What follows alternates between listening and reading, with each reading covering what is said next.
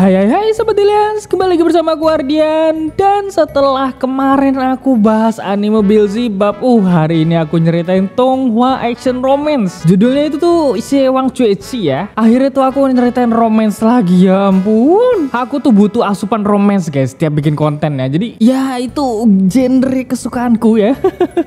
Jadi mohon maaf kalau misalnya aku terlalu excited gitu.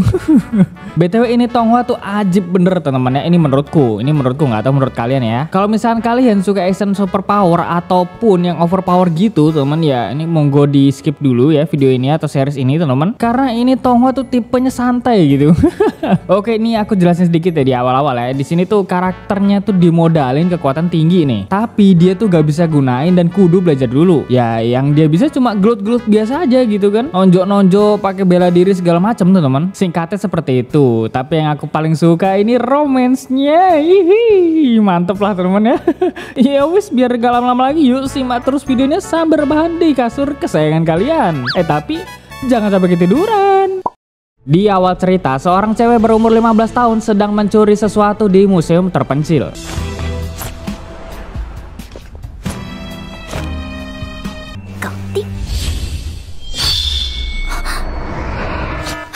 Karena alarm menyala, temannya si cewek ini datang untuk membantunya kabur.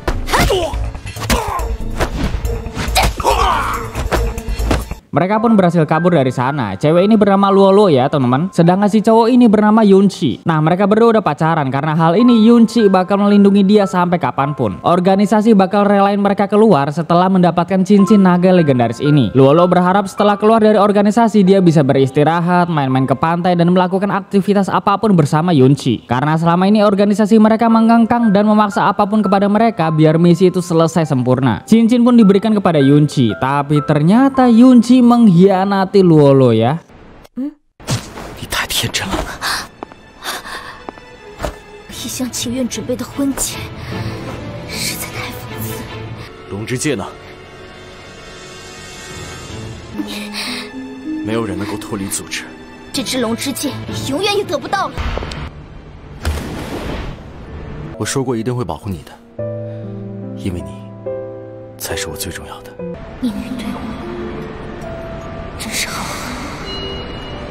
去海边定居，看最美的海，过简单平静的小日子。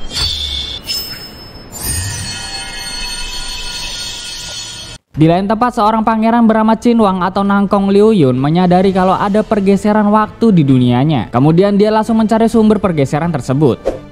Luolo yang udah meninggal di dunia modern ditransfer sama cincin naga ke masa lalu, zaman kuno yang menggunakan teknik spiritual dari kultivator dan bela diri teman-teman. Nah jiwa Luolo ini memasuki tubuh seorang cewek yang lemah, penurut, sopan dan lain-lain lah pokoknya. Saat itu tubuh cewek ini sedang dibully oleh kakaknya yang bernama Sushi. Tubuh yang dipakai Luolo ini ada beberapa bagian yang babak belur guys, gara-gara dari dulu terlalu sering dibully dan disakiti oleh Sushi. Luolo sadar dan mengingat apa yang terjadi sebelumnya pada tubuh cewek ini. Karena hal itu Luolo bakal membereskan semua yang membuli dirinya. Sushi pun pergi dengan membawa seorang pengikut bernama Luolo. Sedangkan anak buah Sushi akan bersenang-senang dengan si Luolo ini teman. Wes sikat aja Mbak Luo, hajar semua.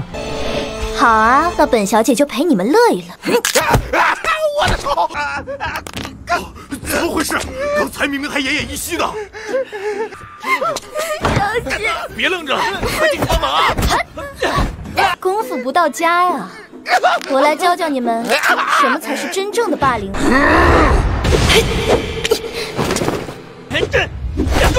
这身体太软了。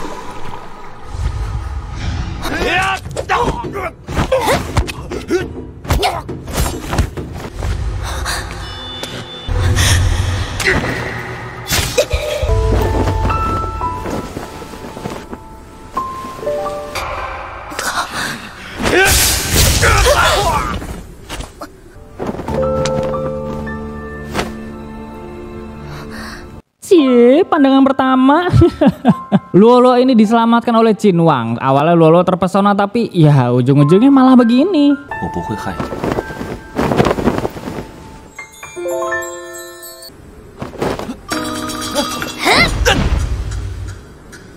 不要长这张男主脸啊你！还有你们，没见过抓色狼吗？你在胡言乱语什么？啊！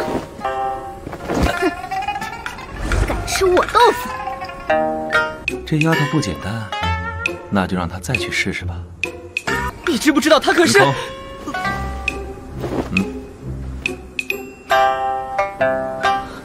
月下，你继续说。哎，干嘛呀你？放开我！ Cinwang yang menyadari situasi Luolo segera membawanya ke tempat kuil pengujian yang berada di wilayah Ling Timur. Tempat tinggalnya si pangeran Cinwang ini teman-teman. Semua spiritual di dunia ini dibagi menjadi 5 elemen, yaitu angin, air, petir, kayu, dan api. Tingkatan levelnya itu ada 7 teman-teman. Dari merah, oranye, kuning, hijau muda, hijau tua, biru, dan ungu. Nah, yang warna merah itu paling rendah levelnya. Sedangkan warna ungu itu yang paling tinggi. Setelah itu diujilah si Luolo ini teman-teman. Dicek satu-satu kan, angin, air, petir, gak ada semua. Tapi pas diuji elemen kayu baru dah spiritual Luolo ini bereaksi. 我的身体里有股力量在涌动。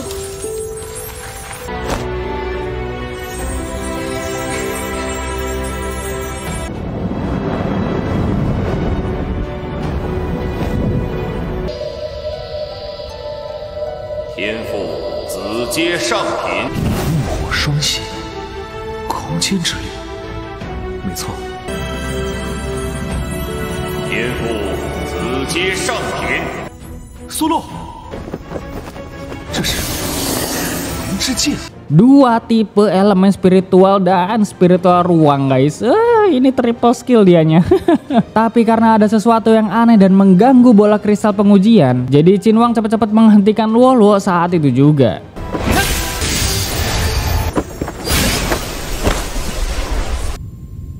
啊，喂，你受伤了？等等，这个爆炸不是我弄的吧？ Kemudian Cinwang ini memakai kuda terbangnya lagi untuk mengantarkan Luolo pulang ke rumahnya. Lalu di sini muncullah para roh jahat yang bakal mengambil darah Cinwang dan juga mengambil semua kekuatannya. Gak pakai lama Cinwang pun langsung melenyapkan roh jahat tersebut.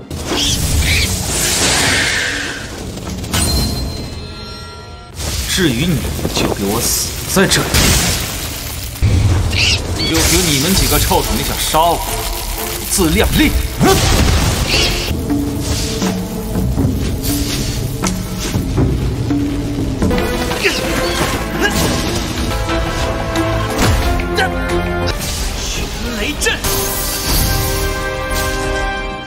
Setelah itu Cinwang menyuruh pengikutnya yaitu Ling Feng untuk mengawasi Luolo. Jangan sampai tuh dia terlibat dalam masalah dan pergi dari rumahnya. Oke, di sini aku jelasin dulu agak rinci ya biar kalian tuh nggak bingung ngikutin alurnya. Tiap Tonghua tuh pastilah cerita awal-awalnya tuh berasa buru-buru banget gitu. Ini kumulai dari Luolo ya, karena dia di dunia modern udah meninggal nih. Jadi nama doi di dunia baru ini tuh Su Luo. Ya, itu dia namanya teman-teman. Su Luo berasal dari keluarga Su. Pelayan sekaligus pengikut dia bernama Lu Luo bener-bener setia banget melayani dan menemani Su Luo dari dulu. Karena mereka berdua tuh nasibnya sama teman-teman, sama-sama miskin, terus sering disakitin, dibully, ya pokoknya macam-macam lah. Nah, cuma Su Luo ini yang bener-bener baik ke Lu Luo. Oke, kita lanjut ke Cinwang ya. Di dalam tubuhnya ini ada kekuatan roh jahat yang bakal merenggut nyawanya seiring jalannya waktu. Bahkan nih ya, beberapa kali tubuhnya tuh dikendalikan oleh roh jahat. Tujuan Cinwang menjaga Su Luo tadi pas pengujian karena dia tuh butuh spiritual ruangnya Su Luo ya, untuk mencegah roh jahat yang ada di dalam dirinya. Jadi si Cinwang ini bakal terus ngawasin Su Luo biar dia tuh bisa meningkatkan spiritual ruangnya teman. Nah, walaupun Su Luo ini punya 2 spiritual tingkat tinggi dan 1 spiritual legendaris langka, doi itu tetap gak bisa ngontrol itu karena emang dianya tuh ya belum bisa apa-apa teman-teman, masih perlu belajar lagi gitu. Oke, lanjut ke alur. Su Luo pun sampai di rumahnya dan Lu Luo ini menjelaskan apa yang terjadi saat ini. Su Luo iya aja dah pokoknya. Nah, sedangkan Lu Luo gak tahu kalau Su Luo ini jiwanya dari masa depan. Dia anggap tuh kalau Su Luo lagi lupa ingatan aja karena saking banyaknya tekanan pikiran selama tinggal di sini gitu. Lu Luo mengatakan kalau Su Luo itu tunangannya putra mahkota. Jadi ekonomi mereka berdua bisa selamat kalau Su Luo bener-bener menikah dengannya. Shin pun flashback ke masa lalu. Dulu waktu umur 5 tahun, Su Luo tuh gak punya kekuatan spiritual apapun. Bakat menjadi kultivator pun gak ada sama sekali. Jadi ibunya kecewa dan jatuh sakit. Karena hal ini Su Luo jadi diabaikan, gak dianggap dan ditelantarkan sama keluarga Su. Lu Luo ini berharap kalau Su Luo bakal menikah dengan putra mahkota atau seenggaknya punya hubungan khusus sama pangeran Cinwang. Dengan begitu beban kehidupan mereka berdua bisa sedikit berkurang. Tapi di sini Su Luo tuh gak mau nikah sama putra mahkota ataupun memiliki hubungan khusus dengan Cinwang ya. Karena dia tuh udah disakitin di kehidupan sebelumnya, jadi dia udah gak percaya lagi dah sama cowok. 男人这东西，从来就不能相信啊！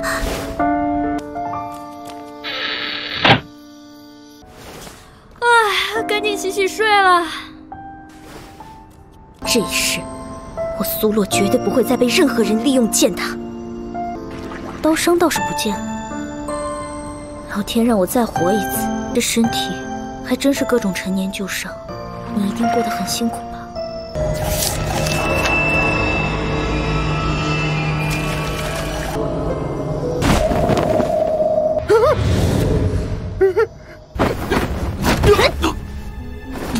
这么点本事还敢当杀手？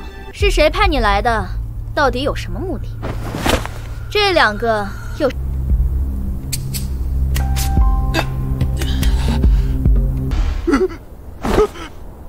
怎么样，招不招？我是不会说的。还挺硬气。武汉三大杀手这么多年，配合的话，倒是可以让你痛快点哦。我说，徐小姐在佣兵工会发布了高价任务，雇我来偷下实习单的。Di lain tempat, putra mahkota ini menerima laporan kalau Cinwang membawa seorang gadis. Nah, dia ini pede banget guys, karena dia itu bisa ngasih pelajaran, tuduhan atau fitnah apapun dah. Aduh, ini Anda udah punya jabatan tapi kok begitu ya? Pokoknya Sulo itu bener-bener dibenci sama orang-orang dah. Sampai-sampai ada yang mau ngebunuh dia kan. Putra mahkota pun datang ke kediaman keluarga Su. Putra mahkota akan memberikan hukuman karena Do itu udah diketawain bertahun-tahun gara-gara dapat tunangan kayak gini. Nah, jelas Sulo ini ngedumel kan. Terus dia itu langsung menolak pertunangannya dengan putra mahkota. Wah, bapaknya Sulo ngamuk-ngamuk lah. Ditambah lagi Susi tuh datang ke sana buat nuduh-nuduh kalau sifat Sulo tuh jengkelin. Terus Susi ini langsung ngefitnah ya kalau semalam Sulo keluar dari kamar untuk memberikan racun kepadanya. Padahal mah enggak ya. BTW aku jelasin sedikit ya. Susi ini terkena racun yang bisa ngubah dirinya itu ke bentuk cowok keker maco gitu teman-teman. Padahal aslinya dia tuh cewek. Jadi Do itu sengaja nuduh-nuduh Sulo biar dia bisa nikah sama putra mahkota dan Susi bisa dapet tahtanya. Licik emang. Kemudian Lulo membela Sulo dan Sulo ini juga mengatakan kalau Susi emang sengaja memfitnah dirinya karena rencana dia yang mau ngebunuh Sulo semalam itu gagal total. Dijelasin panjang lebar kan Susi itu masih ngelak aja teman-teman. Nah, racun dia kambuh tuh di sini terus ditenangin sama ibunya. Lalu penasehat datang ke sana untuk memberikan surat pernyataan kalau Sulo emang menyelinap masuk untuk meracuni Susi. Makin sebel Sulo kan, terus dia jeberin satu persatu dan yang ini nih bener-bener bisa bikin mereka kicep guys. 你见过我？若非小人亲眼所见，又岂敢在此当堂指证？堂堂大将军，这么 low 的栽赃手段你也信啊？胡说什么你？那么当日我是戴着斗篷，身上抹的是茉莉花香，还是芍药花香？莫总管，你是不是认错了？就凭你买得起胭脂花粉吗？既然我连香粉都买不起，又哪来的钱发布任务呢？还不认罪？本来就不是我做的，要我怎么承认？无耻贱人，看我不撕裂你这张嘴！ Nah, kan racunnya Susi ini bereaksi ya.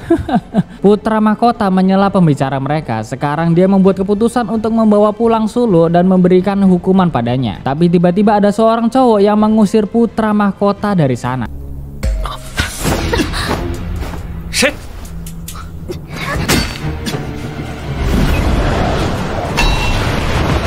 Nama si cowok ini tuh Pei Chen Ying ya teman-teman. Dia tuh temennya Cinwang dan juga dia punya jabatan tinggi di militer wilayah ini ya. Pei Chen menjelaskan kalau dia melihat penasehat ini kemarin ketemu sama orang lain dan orang itu ngasih uang ke dirinya. Ya itu orangnya Susi ya.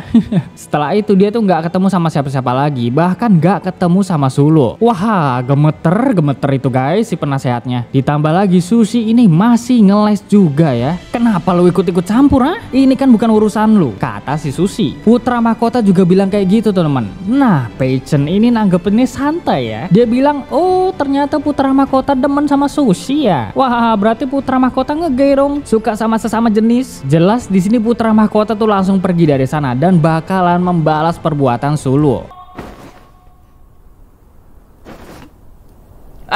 这就走？混账东西，把他给我关进地牢！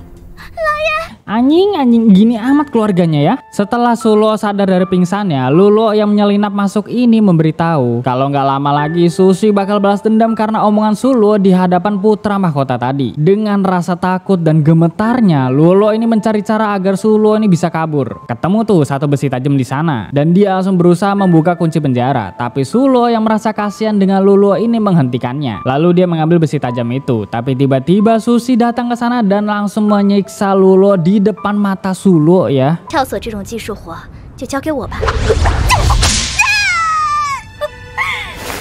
瞧，给我抓个正着吧。你要做什么？这个了，那就算右手好了。放开他，不关他的事。就知道你们不老实。不对，光右手怎么行？这种事肯定得左手帮忙。给我砸烂他这只手。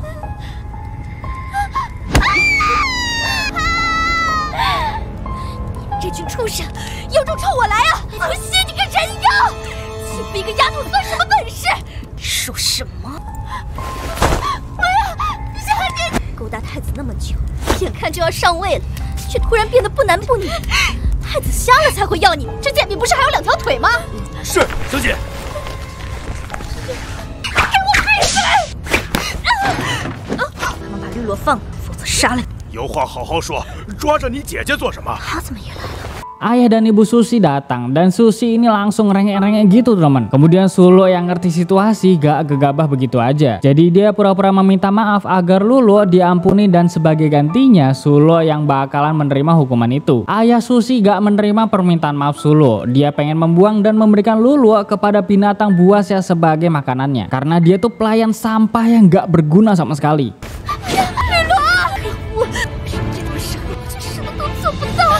倒是为个奴才闹得鸡飞狗跳，还想害希儿？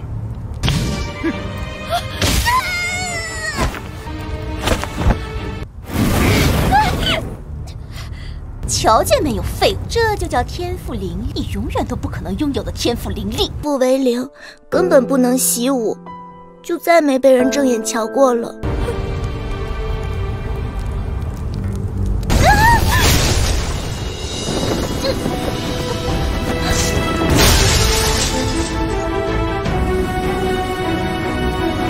郡王殿下，哎呀，果真是郡王殿下呀！都有谁动了本王，还是让本王一并送你归西？有爹娘在，我不出头就……小都是你造的孽！这些年，要不是你这蠢妇私心作祟，又怎会让洛儿受了那么多委？不用你，我自己来。小心点，你身上还有伤。以后有爹为你做主。 我说爹啊，你到底要不要脸？刚才那声爹，是我代表这具躯壳最后一次叫你，得我苏洛与这凉薄的苏家恩断义绝。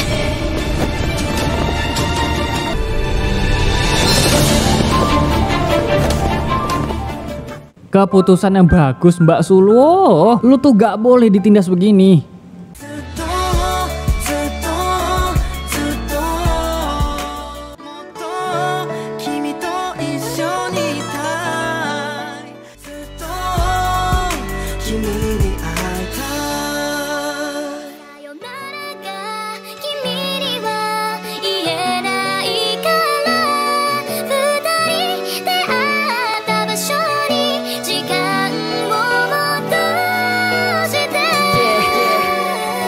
Girl, that kind of guilt you hit me now.